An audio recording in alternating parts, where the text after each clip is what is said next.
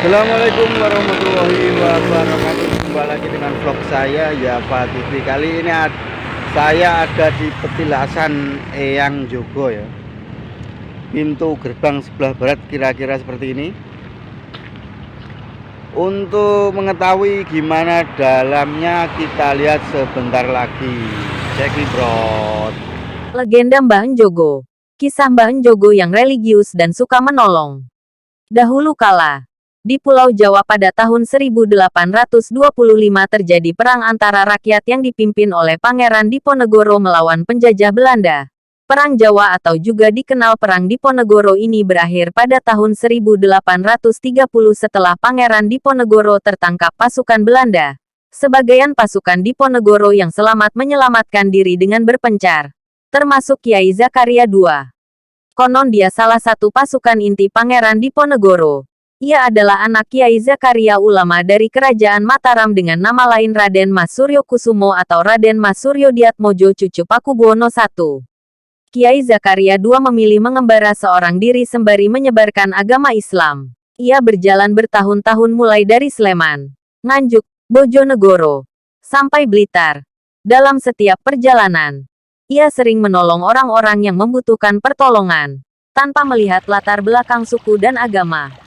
Baginya setiap orang yang kesusahan wajib ditolong. Pada suatu hari di tengah perjalanan ia berjumpa dengan seorang wanita Tionghoa yang sedang hamil tua. Wanita itu menceritakan kalau sudah beberapa lama tidak bertemu suaminya yang pergi ke China.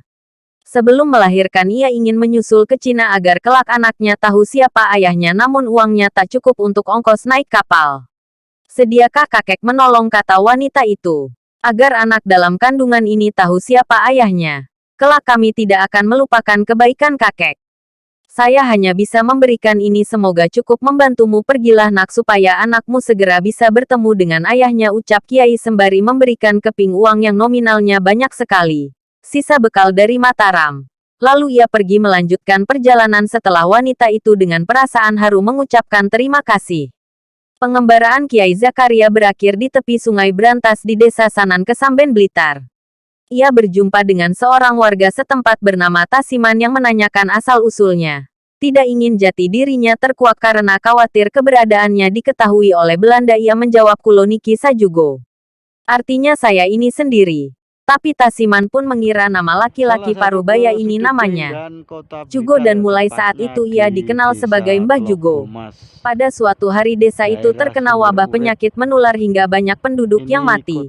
Mbah Jugo berusaha mengobati warga yang sakit dengan ramuan jamu buatannya sendiri sembari berdoa kepada Allah dan upayanya berhasil. Warga menyanjung tapi dia tetap rendah hati. Semua ini berkat pertolongan Allah. Saya sebagai manusia biasa hanya perantara saja yang memohon melalui doa, ucap Mbah Jugo.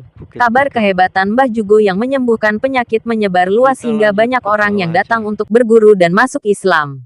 Raden Mas Imam Sujono Cicit Hamengkubuwono I yang juga muridnya semasa di Mataram pun mendengar kabar itu.